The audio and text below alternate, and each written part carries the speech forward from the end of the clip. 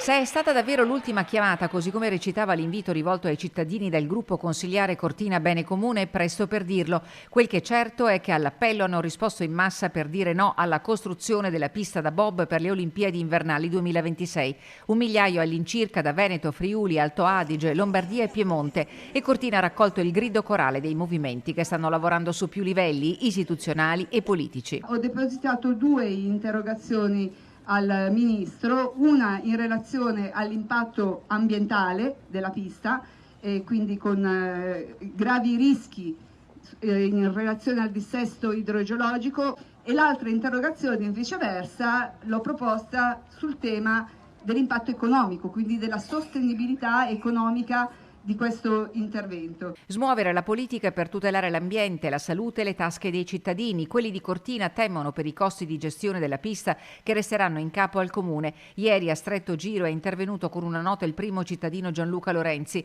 Fino a quando non avremo una chiara prospettiva finanziaria e garanzie in merito, il comune di Cortina non potrà fornire una certificazione formale al CIO.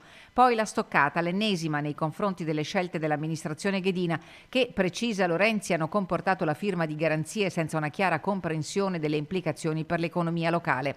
Sulla costruzione dello sliding center sia in alto mare, l'appalto non è ancora stato assegnato e più i giorni passano a vuoto e più si potrebbero rafforzare le manifestazioni di interesse inviate al CIO da Innsbruck e da St. Moritz. L'alternativa sostenibile, insomma, c'è.